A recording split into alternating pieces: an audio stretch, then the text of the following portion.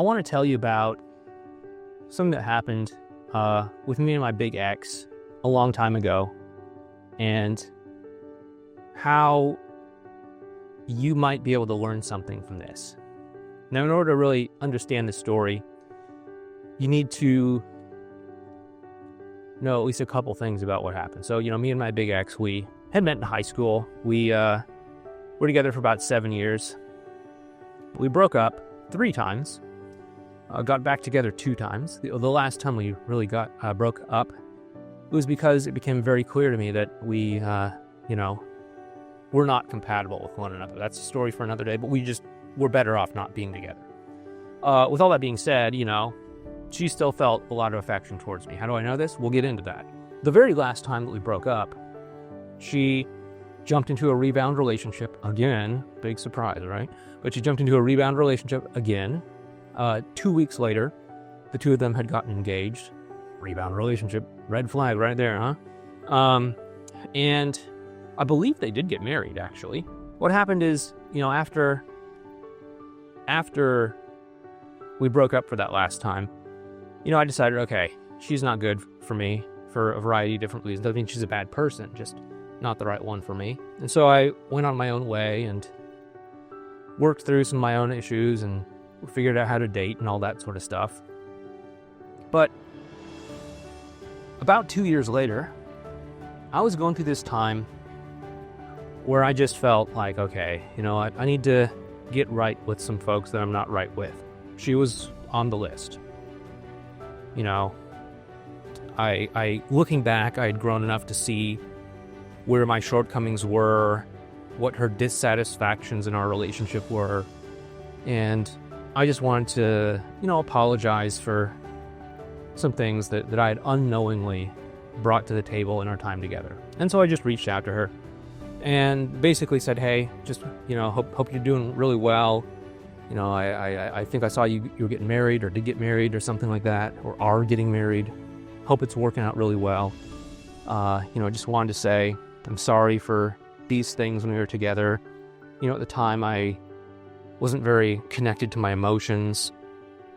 I apologized for that. I apologized for, a lot of things. And I just sent it out to her. I just wanted to, I didn't have any expectation. I wasn't trying to win her back or anything like that. I just wanted to clear out, my own sense of looking back on things and thinking, wow, I dropped the ball there. Well, anyway, she read it and she wrote back and said something like, wow, that's thank you for sharing that. It's what I really wanted to hear all this time. Hope you're doing well. And, she caught me up on a couple things. And, we started this little back and forth exchange. I'd tell her a little bit here. She would tell me a little bit there.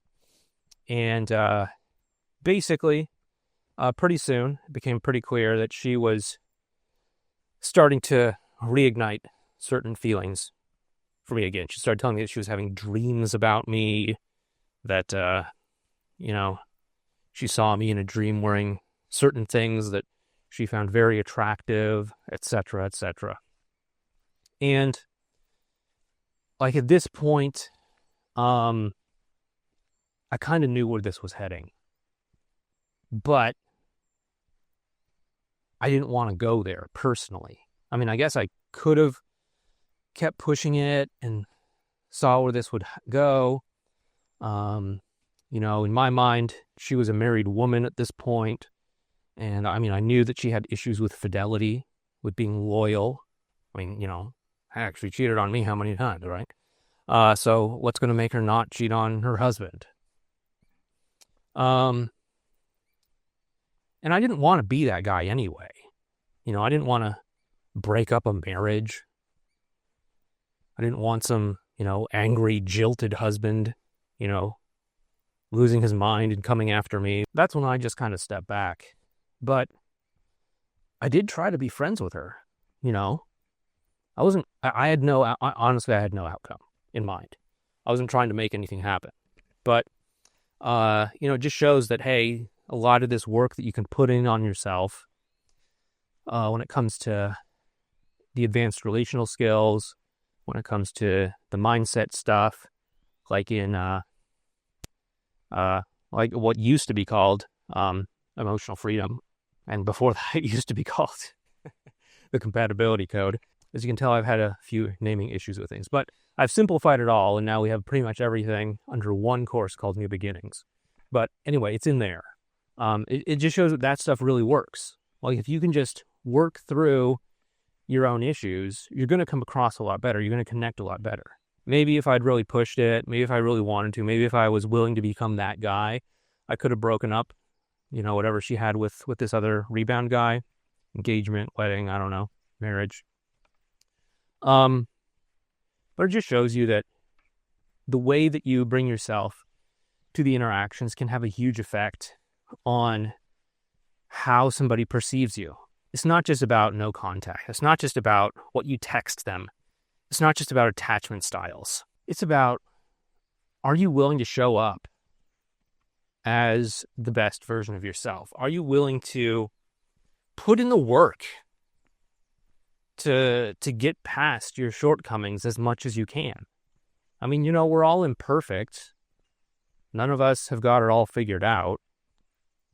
Even after all these years, there's still many things that I'm working on myself personally.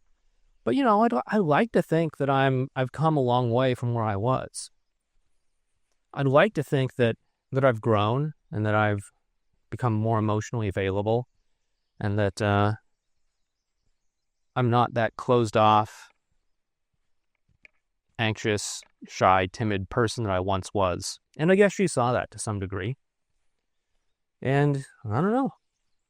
Who knows what could have happened? But what you can take from this is that you can connect with your ex. It's not just as simple as some text message templates or some fill-in-the-blank scripts or anything like that. You can do this. But it's going to start with you choosing to step into the right type of person. The right type of person that, embodies your fullest values wholly and is willing to act courageously and bravely in those times where you have the choice to close down, to be small, to play a little game, or to be brave, be courageous, open up, take a chance, and bet on yourself in a big way. I know that there's a lot of advice out there that says, or implies, I don't think it directly says this, because, hey, you're not going to sell a lot of coaching sessions or ebooks or whatever if you tell people they don't matter. But there's a lot of advice out there that says that you're not good enough. It says that your love isn't good enough, that you're not good enough. You're not good enough because you have an anxious attachment style. You're not good enough because you don't have the right love language. You're not good enough because you went through some kind of childhood trauma. You're not good enough because, you're going through a breakup and you're, whatever it is they say to disparage people, you're a doormat. You're weak. You're not alpha enough. You're not feminine enough. You need to hit the gym more because you're not attractive enough, or you don't have the right clothes. And, there's all these things. There's no shortage of people out there they're going to try to sell you something by saying you're not good enough. What I'm trying to tell you is that you are good enough. You matter. It's just there's so many of these memorized ways that we have of hiding that, of playing small. And many of these ways are often invisible to us because we've been doing them for our entire lives. We've been following this broken advice for our whole lives. For the longest time, I believed that I wasn't worthy of love. And it was this invisible thing that was happening under the surface of my life. I tried all sorts of things to compensate for it before I even saw that it was there. I thought if I knew the right things to say, I thought if I just loved someone hard enough that they would love me equally. I thought if I, dressed better, I would get more attention. I thought if I was in better shape, if I had more muscle. But this invisible thought kept me playing a small game. It kept me thinking that I can't show her who I really am. I can't open up and tell her that I like the way she looks when she smiles, or that I just want to do this for her, no strings attached, just because of kindness, or how I really feel about this topic, or what my thoughts are about that topic. And I held myself back. And I don't know if that resonates with you in some way. I don't know if maybe there's a part of you that feels like you're not good enough. But you are. And so that's a big step. But if you really want to know how to connect with your ex, go ahead and check out this video right up there on how to do it. It'll help you to not just embrace who you are, but it'll also help you to learn some practical skills for doing it, in case that's something that you might need help with. Anyway, thanks so much for watching. Take care, and I'll talk to you next time.